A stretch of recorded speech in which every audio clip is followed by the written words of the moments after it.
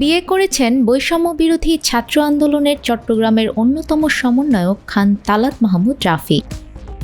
সোমবার সন্ধ্যা 7টার দিকে তার তালাত মাহমুদ রাফি নামের ভেরিফাইড ফেসবুক আইডিতে একটি পোস্ট করে বিয়ের বিষয়টি নিশ্চিত করেন তিনি।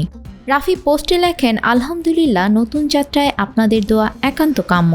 তবে তিনি কোথায় বিয়ে করেছেন তা উল্লেখ করেননি। অপর আরেকটি পোস্টে জান্নাতুল ফেরদৌস নামে একটি ফেসবুক আইডিকে যুক্ত করে রিলেশনশিপ স্ট্যাটাসও দেন তিনি। এই ঈদে জামা জুতো অ্যাক্সেসরিজের ডিসকাউন্ট। এদিকে রাফির ওই পোস্টের পরেই তিনি বরগুনায় বিয়ে করেছেন উল্লেখ করে নানা শ্রেণী পেশার মানুষ সামাজিক যোগাযোগ মাধ্যম ফেসবুকে পোস্ট করতে শুরু করেন। এছাড়াও রাফির পোস্ট করা জান্নাতুল ফেরদৌস নামে ওই ফেসবুক আইডিতে দেখা যায় দুজনের একটি ছবি পোস্ট করে জান্নাতুল ফেরদৌসও লিখেছেন আলহামদুলিল্লাহ।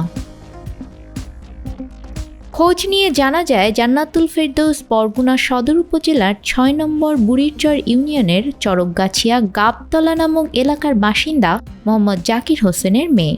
তার মা পূর্ব চরকগাছিয়া সরকারি প্রাথমিক বিদ্যালয়ের প্রধান শিক্ষক এবং বাবাও একই বিদ্যালয়ের সহকারী প্রধান শিক্ষক।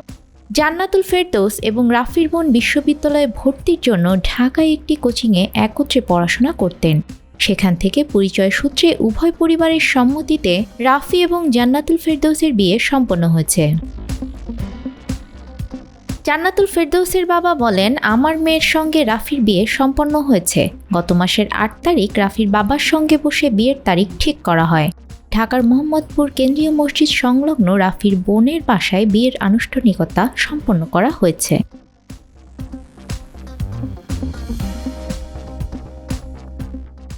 নিউজ ডেস্ক, আমাদের সময়।